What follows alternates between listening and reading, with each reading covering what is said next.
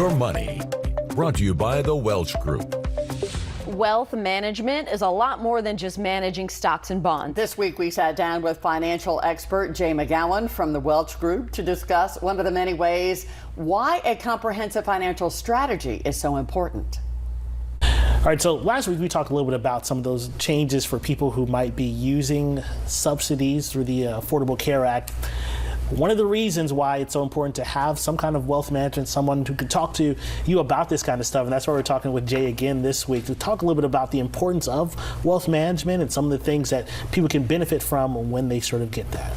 Yeah, so I think the overarching idea here is that everything is connected. Yeah. So decisions that you make today, how do they impact you today, but also how do they impact you, down the line. So everything from your saving strategy to your taxable income management, like we talked about last time, like if you're in these certain situations where you have deductions and subsidies and all this related to income, taxable income, how do we navigate those situations to keep you in the most effective tax bracket and give you the most benefit not only today but down the line going forward as well, like tax planning, gifting, everything is connected, and you really have to balance the present benefit of these decisions you're making and weigh that against what they will do in the future.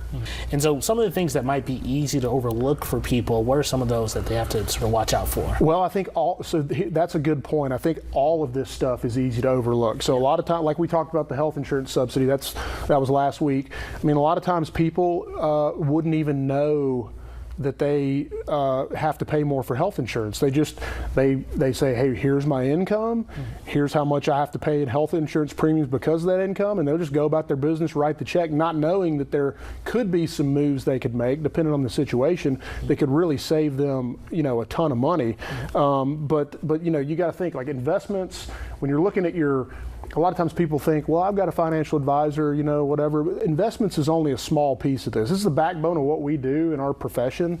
It drives a lot of the talk and what we think about every day, but really it's only a small portion of what you need to really be financially successful and make your plan the most efficient it can be long term. So never make a decision in a vacuum. So, it's like capital gains here, pulling money out of IRA versus this account here.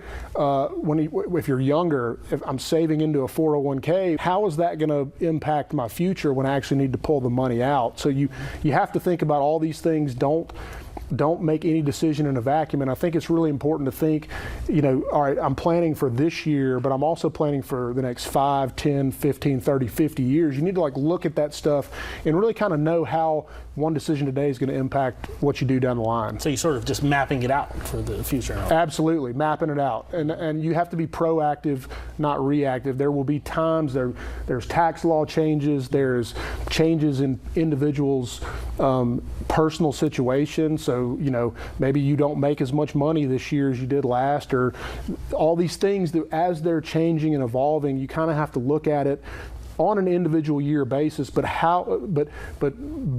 in the context of how it impacts everything both now and in the future. Absolutely. So yeah. Good advice again, Jay. I appreciate that, man. Yeah, absolutely. Yes, sir. So yeah. If you want more advice, you can always go to our Your Money segments on WAFF.com or watch us here every Tuesday at 4 o'clock.